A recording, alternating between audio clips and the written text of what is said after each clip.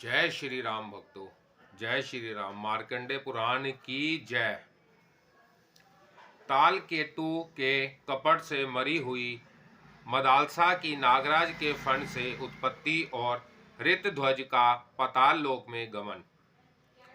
दोनों राजकुमार कहते हैं, पिताजी। तदंतर बहुत समय व्यतीत होने पर राजा ने पुनः अपने पुत्र से कहा, बेटा, तुम प्रतिदिन प्रातःकाल इस अश्व पर सवार हो ब्राह्मणों की रक्षा के लिए पृथ्वी पर विचरते रहो। सैकड़ों दुराचारी दानव इस पृथ्वी पर मौजूद हैं, उनसे मुनियों को बाधा ना पहुँचे ऐसी चेष्टा करो। पिता की इस आज्ञा के अनुसार राजकुमार उसी दिन से ऐसा ही करने लगे। वह पूर्वहा में ही सारी पृथ्वी की परिक्रमा करके पिता के चरणों में मस्तक झुकाते थे। एक दिन की बात है, वह घूमते हुए यमुना तट पर गए। वहां पाताल केतु का छोटा भाई ताल केतु आश्रम बनाकर रहता था। राजकुमार ने उसे देखा। वह मायावी दानव मुनि का रूप धारण किए हुए था। उसने पहले के वैर का स्मरण करके उनसे कहा, राजकुमार, मैं तुमसे एक बात कहता हूँ, यदि तुम्हारी इच्छा हो तो उसे करो। तुम सत्य प्रतिज्ञा हो, अतः तुम्हें मेरी प्रार्थना भंग नहीं करनी चाहिए। मैं धर्म के लिए यज्ञ करूंगा और उसमें अनेक इष्टियां करनी होगी। इन सब के लिए इष्ट का नयन करना भी आवश्यक है, किंतु मेरे पास दक्षिणा नहीं है। अतः वीर, तुम सुवर्ण के लिए मुझे अपने गले का यह आभूषण दे दो और मेरे इस आश्रम की रक्षा करो।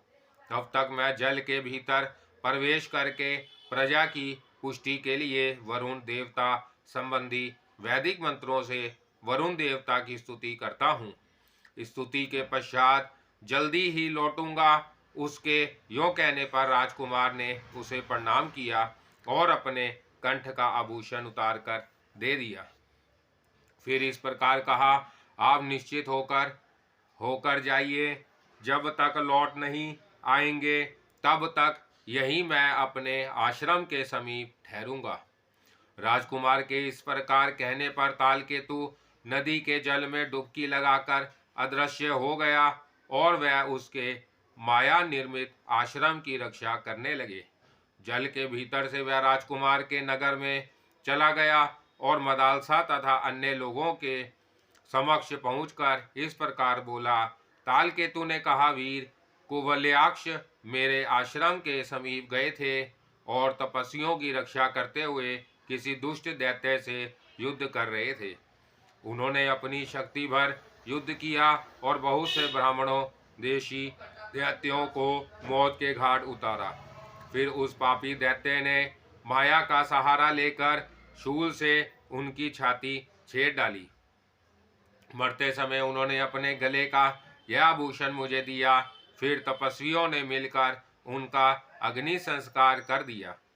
उनका अश्व भयभीत हो नेत्रों से आंसू बहाता हुआ हिनहिनाता रहा।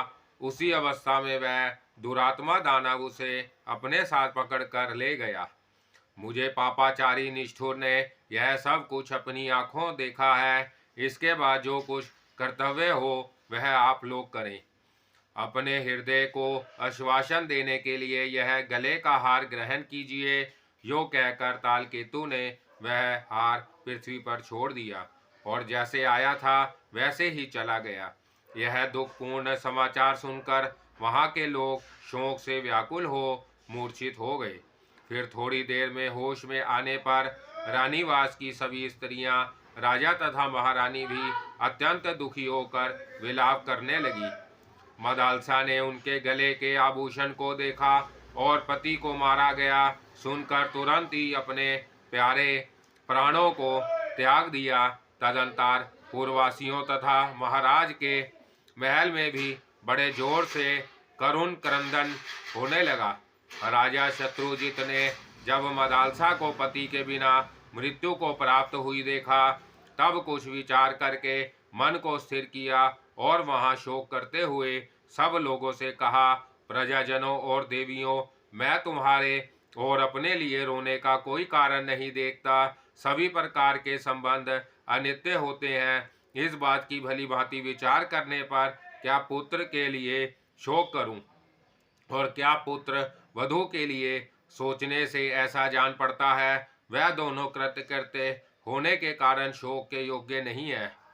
जो सदा मेरी सेवा में लगा रहता था और मेरे ही कहने से ब्राह्मणों की रक्षा में तत्पर हो मृत्यु को प्राप्त हुआ, वह मेरा पुत्र बुद्धिमान पुरुषों के लिए शोक का विषय कैसे हो सकता है। जो अवश्य जाने वाला है, उस शरीर को यदि मेरे पुत्र ने ब्राह्मणों की रक्षा में लगा दिया तो यह तो महान अभ्युदय का कारण है। इसी प्रकार उत्तम कुल में उत्पन्न हुई यह मेरी पुत्र वधू यदि इस प्रकार अपने स्वामी में अनुरक्त हो परलोक में उसके पास गई है, तो उसके लिए भी शोक करना कैसे उचित हो सकता है, क्योंकि स्त्रियों के लिए पति के अतिरिक्त दूसरा कोई देवता नहीं है। यदि यह पति के ना रहने पर भी जीवित रहती हो, हमारे लिए, बंधु बांधवों के लिए तथा अन्य दयालु पुरुषों के लिए शोक के योग्य हो सकती थी। यह तो अपने स्वामी के वध का समाचार सुनकर तुरंत ही उनके पीछे चली गई है, अतः विधान पुरुषों के लिए शोक के योग्य नहीं है। शोक तो उन स्त्रियों के लिए करना चाहिए जो पति वियोगिनी होकर भी जीवित हो।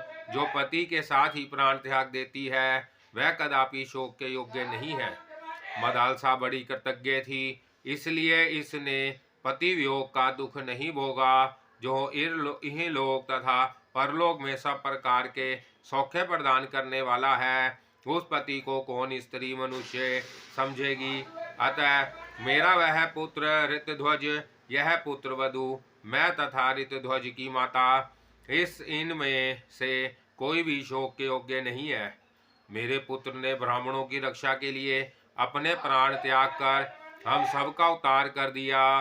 संग्राम में ब्राह्मणों की रक्षा के लिए प्राण त्याग करके मेरे पुत्र ने अपनी माता के सतीत्व, वंश की निर्मलता तथा अपने पराक्रम का त्याग नहीं किया। तदंतर कुवलयाक्ष की माता ने अपने पति की ओर देखकर कहा, राजन, मेरी माता और बहन को भी ऐसी प्रसन्नता नहीं हुई है जैसे कि मुनियों की रक्षा के लिए पुत्र का वध सुनकर मुझे हुई है। जो शोक में पड़े हुए बंधु बांधवों के सामने रोग से कलेश उठाते और अत्यंत दुखी होकर लंबी सांसें खींचते हुए प्राण त्याग करता है, उनकी माता का संतान उत्पन्न करना व्यर्थ है। जो गौ और ब्राह्मणों की रक्षा में तत्पर हो, रणभूमि में निर्भयता पूर्वक युद्ध करते हुए शास्त्रों से आहत होकर मृत्यु को प्राप्त होते हैं, वह ही इस पृथ्वी पर धन्य मनुष्य है। जो याचकों, मित्रों तथा शत्रुओं से कभी विमुख नहीं होता, उसी से पिता वस्तुतः पुत्रवान होता है और माता के उसी कारण वीर पुत्र की जननी मानी जाती है। पुत्र के जन्म काल में माता को जो कलेश उठाना पड़ता है, वह तभी सफल होता है जब पुत्र शत्रुओं पर विजय प्राप्त करे अथवा युद्ध में लड़ता हुआ मारा जाए। तदंतर राजा शत्रुजित ने अपने पुत्र वधू मदालसा का दाह संस्कार किया और नगर से बाहर निकलकर पुत्र को जलांजलि दी। तालकेतु फिर यमुना जल से निकलकर राजकुमार के पास गया और प्रेम पूर्वक मीठी वाणी में बोला, राजकुमार, अब तुम जाओ, तुमने मुझे कृतार्थ कर दिया। तुम जो यहाँ अविचल भाव से खड़े रहे, इससे मैंने बहुत दिनों की अपनी अभिलाषा पूरी कर ली।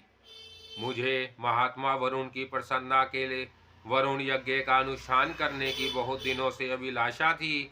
वह सब कार्य अब मैंने पूरा कर लिया। उसके यों कहने पर राजकुमार उसको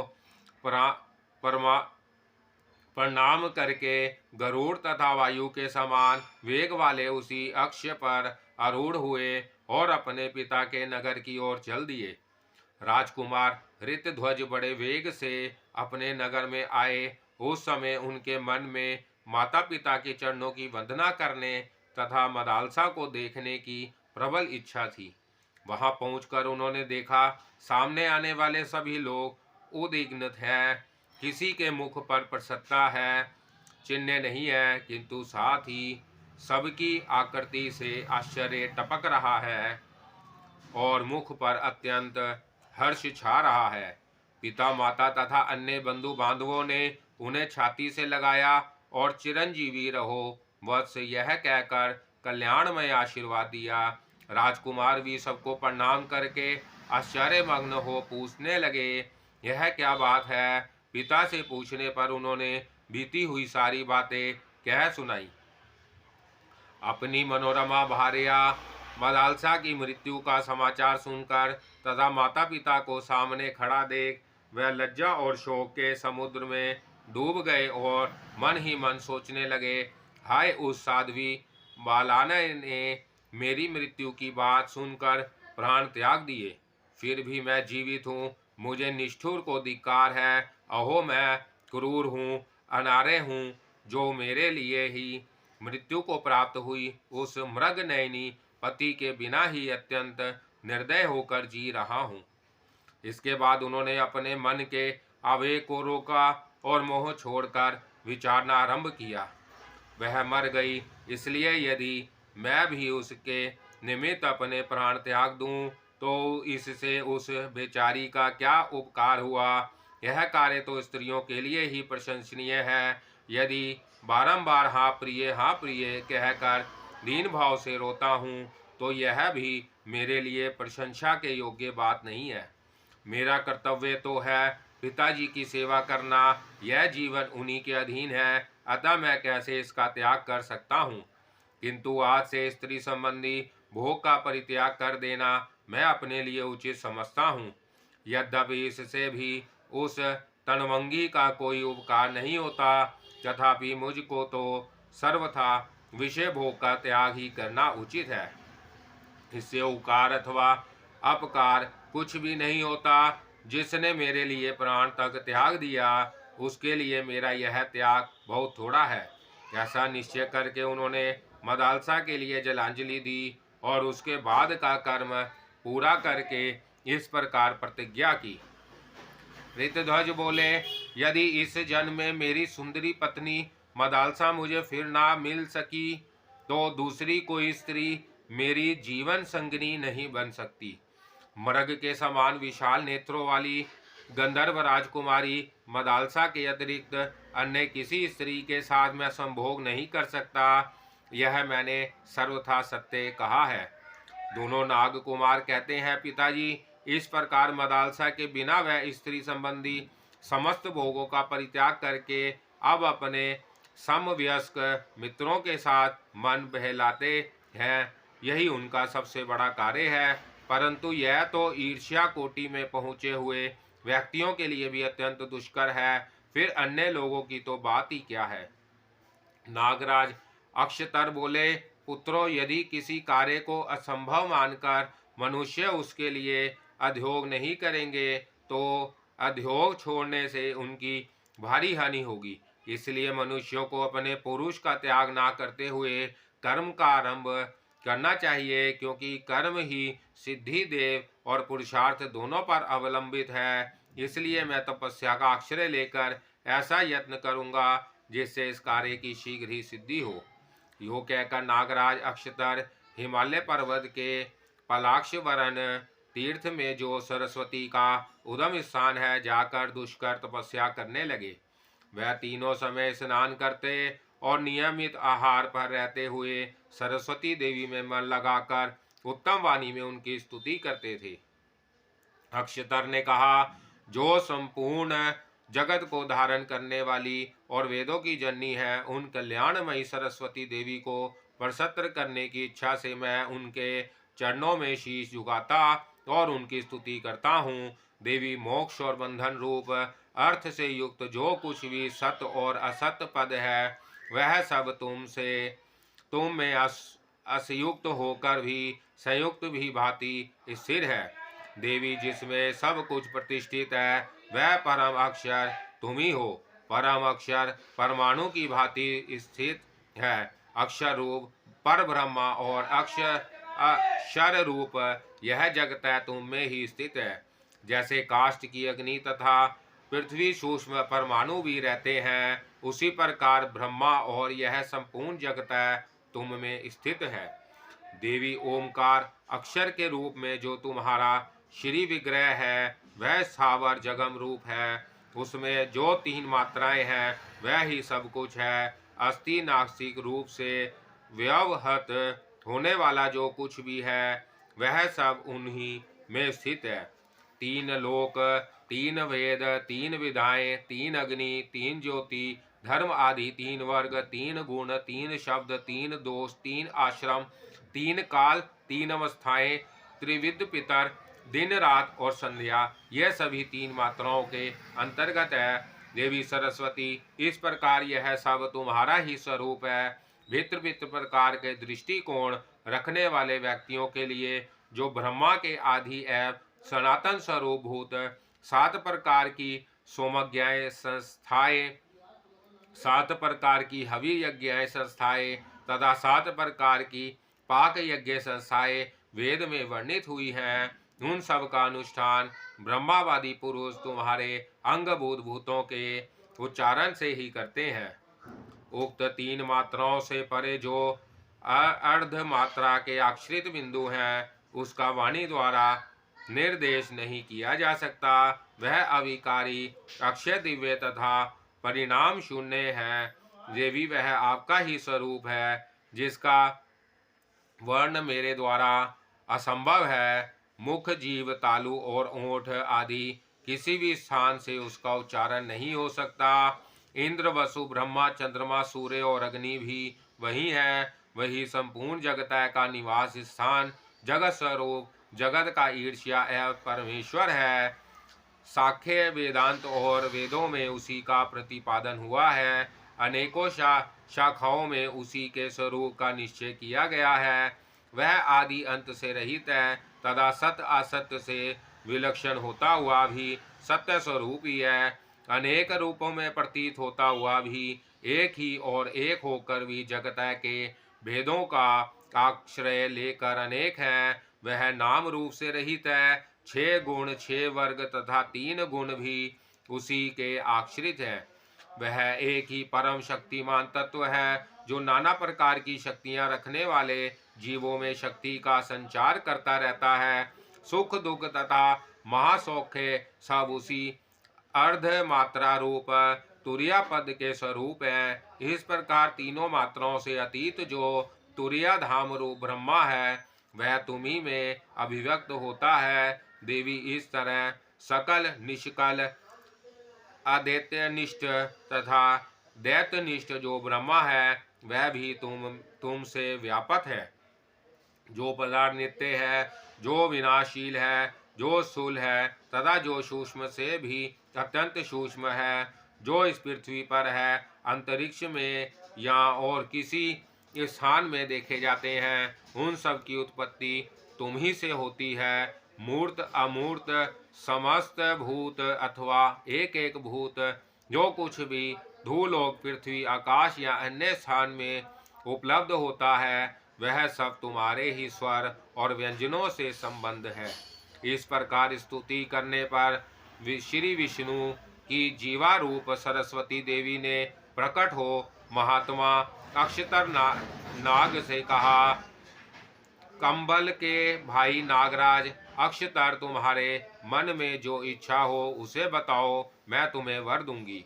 अक्षतर बोले, देवी, पहले तो आप कंबल को ही मुझे सहायक रूप में दीजिए और हम दोनों भाइयों को संगीत के समस्त स्वरों का ज्ञान करा दीजिए। सरस्वती ने कहा, नागराज, 7 स्वर, 7 ग्राम, राग 7 गीत, 7 मूर्छनाएं, 49 प्रकार की ताने और 3 ग्राम, इन सब को तुम और कंबल भी गा सकते हो। इसके सिवा मेरी कृपा से तुम्हें 4 प्रकार के पद, 3 ताल और 3 लयों का भी ज्ञान हो जाएगा।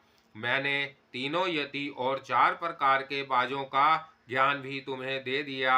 यह सब तो मेरे प्रसाद से तुम्हें मिलेगा ही, और भी इसके अंतर्गत जो स्वर व्यंजन संबंधी विज्ञान है वह सब भी तुमको और कंबल को मैंने प्रदान किया।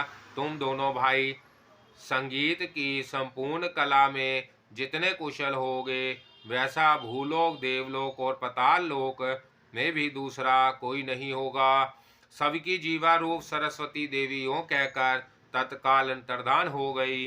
उन दोनों भाइयों को सरस्वती जी के कथानुसार पद, ताल और स्वर आदि का उत्तम ज्ञान प्राप्त हुआ। तदंतर वह कैलाश शिखर पर निवास करने वाले भगवान शंकर की आराधना करने के लिए वहां गए और वीणा की लय के साथ 7 प्रकार के गीतों से शंकर जी को प्रसन्न करने के लिए पूर्ण प्रयत्न करने लगे। प्रातःकाल, रात्रि में, मध्य के समय और दोनों संध्याओं में वह भगवत पारायण होकर भगवान शंकर की स्तुति करने लगे। बहुत समय तक स्तुति करने के बाद उनके गीत से भगवान शंकर प्रसन्न हुए और बोले, वर मांगो। तब कंबल सहित अक्षतर ने महादेव जी को प्रणाम करके कहा, भगवान, यदि आप हम दोनों पर प्रसन्न है तो हमें मनोवांछित वर दे। कोवल्याक्ष की पत्नी मदालसा, जो सब मर चुकी है, पहले की ही अवस्था में मेरी कन्या के रूप में प्रकट हो। उसे पूर्व जन्म की बातों का स्मरण हो, पहले ही जैसे उसकी कांति हो, तथा वह योगिनी एवं योग विधा की जननी होकर मेरे घर में उत्पन्न हो। महादेव जी ने कहा, नागराज, तुमने जो कुछ कहा है वह सब मेरे प्रसाद से निश्चित ही पूर्ण होगा। श्राद्ध का दिन आने पर तुम उसमें दिए हुए मध्यम पिंड को शुद्ध एवं पवित्र चित्र होकर खा लेना। उसके खा लेने पर तुम्हें मध्यम फंड से कल्याणी मदालसा जैसे मरी है उसी रूप में उत्पन्न होगा। तुम इसी कामना को मन में लेकर उस दिन पितरों का तर्पण करना, इससे वह तत्काल ही तुम्हारे मध्य फंड में प्रकट हो जाएगी। यह सुनकर वह दोनों भाई महादेव जी के चरणों में प्रणाम करके बड़े संतोष के साथ पुनः रसातल में लौट आए। अक्षतर ने उसी प्रकार श्राद्ध किया और मध्यम पिंड का विधि पूर्वक भोजन किया।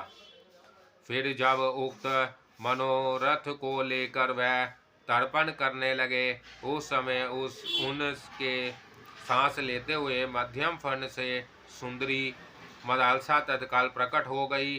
नागराज ने यह रहस्य किसी को नहीं बताया। मदालसा को महल के भीतर गुप्त रूप से स्त्रियों के संरक्षण में रख दिया। इधर नागराज के पुत्र प्रतिदिन भूलोक में जाते और ऋतध्वज के साथ देवताओं की भांति क्रीड़ा करते थे। एक दिन नागराज ने प्रसन्न होकर अपने पुत्रों से कहा, मैंने पहले तुम लोगों को जो कार्य बताया था उसे तुम क्यों नहीं करते? पुत्रों, राजकुमार ऋतध्वज हमारे उपकारी और सम्मान दाता हैं। फिर उनका भी उपकार करने के लिए तुम लोग उन्हें मेरे पास क्यों नहीं ले आते? अपने स्नेही पिता के योग कहने पर वह दोनों मित्र के नगर में गए और कुछ बातचीत का प्रसंग चलाकर उन्होंने कोवल्याक्ष को अपने घर चलने के लिए कहा। तब राजकुमार ने उन दोनों से कहा, सखे, यह घर भी तो आप ही दोनों का है। धन, वाहन, वस्त्र आदि जो कुछ भी मेरा है वह सब आपका भी है। यदि आपका मुझ पर प्रेम है तो आप धन, रत्न आदि जो कुछ किसी को देना चाहे यहाँ से लेकर दे। दुर्देव ने मुझे आपके स्नेह से इतना वंचित कर दिया कि आप मेरे घर को अपना नहीं समझते। यदि आप मेरा प्रिय करना चाहते हो अथवा यदि आपका मुझ पर अनुग्रह हो तो मेरे धन और ग्रह को आप लोग अपना ही समझे। आप लोगों का जो कुछ है वह मेरा है और मेरा आप लोगों का है। आप लोग मेरी बाहरी प्राण है। इस बात को सत्य माने। मैं अपने हृदय की शपथ दिलाकर कहता हूँ, आप मुझ पर कृपा करके फिर ऐसी भेदभाव को सूचित करने वाली बात कभी मुंह से ना निकले। यह सुनकर उन दोनों नागकुमारों ने मुख स्नेह के आंसुओं से भीग गए। वह कुछ प्रेम पूर्वक रोष से बोले, ऋतध्वज, तुम जो कुछ कहते हो उनमें तनिक भी संदेह नहीं है। हमारे मन में भी वैसा ही भाव है, परंतु हमारे महात्मा पिता ने बार बार कहा है कि मैं कुवलयाक्ष को देखना चाहता हूँ। इतना सुनते ही कुवलयाक्ष अपने सिंहासन से उठकर खड़े हो गए और यह कहकर कि पिताजी की जैसी आज्ञा है वही करूँगा, वह पृथ्वी पर उनके उद्देश्य से परम प्रणाम करने लगे। कुवलयाक्ष बोले, मैं धन्य हूँ, अत्यंत पुण्यात्मा हूँ। मेरे समान भाग्यशाली दूसरा कौन है, क्योंकि आज पिताजी मुझे देखने की इच्छा करते हैं। अतः मित्रों, आप लोग उठे और उनके पास चलें। मैं पिताजी के चरणों की शपथ खाकर कहता हूँ, उनकी इस आज्ञा का क्षण भर भी उल्लंघन करना नहीं चाहता। यो कहकर राजकुमार ऋतध्वज उन दोनों नाग कुमारों के साथ नगर से बाहर निकले और पुण्य सलीला गोमती के तट पर गए। फिर वह सब लोग गोमती की बीच धारा में उतरकर चलने लगे। राजकुमार ने सोचा, नदी के उस पार इन दोनों का घर होगा। इतने में ही उन नाग कुमारों ने उन्हें खींचकर पाताल पहुंचा दिया। वहां जाने पर उन्होंने अपने दोनों मित्रों की स्वस्तिक के लक्षणों से सुशोभित सुंदर नागकुमारों के रूप में देखा। वह फणों की मणि से दीप्यमान हो रहे थे। उन्हें इस रूप में देखकर राजकुमार के नेत्र आश्चर्य से खिल उठे। उन्होंने मुस्कुराते हुए प्रेम पूर्वक कहा, वाह, यह तो अच्छा रहा। पाताल में कहीं तो वीणा और वेणु की मधुर ध्वनि के साथ संगीत के शब्द सुनाई देते थे, कहीं मृदंग और ढोल आदि बाजे बज रहे थे। सैकड़ों मनोहार भवन चारों ओर दृष्टिगोचर होते थे। इस प्रकार अपने प्रिय नागकुमारों के साथ पाताल की शोभा निहारते हुए राजकुमार ऋतध्वज आगे बढ़ने लगे। कुछ दूर जाने के बाद सबने नागराज के महल में प्रवेश किया। नागराज अक्षरतर सोने के सिंहासन पर, जिसमें मणि, मूंगे और वैदूर्य आदि रत्नों की झालरें लगी थी, विराजमान थे। उनके अंगों में दिव्य हार एवं दिव्य वस्त्र शोभा पा रहे थे। कानों में मणिमय कुंडल झिलमिला रहे थे। सफेद मोतियों का मनोहर हार वक्षस्थल की शोभा बढ़ा रहा था और भुजाओं में भुजबंद सुशोभित थे। दोनों नागकुमारों ने, यही हमारे पिताजी हैं, यो कहकर राजकुमारों को उनका दर्शन कराया और पिताजी ने यह निवेदन किया कि यही हमारे मित्र वीर कुलाक्ष है। ऋतध्वज ने नागराज के चरणों में मस्तक झुकाकर प्रणाम किया। नागराज ने उन्हें बलपूर्वक उठाया और खूब कसकर छाती से लगा लिया।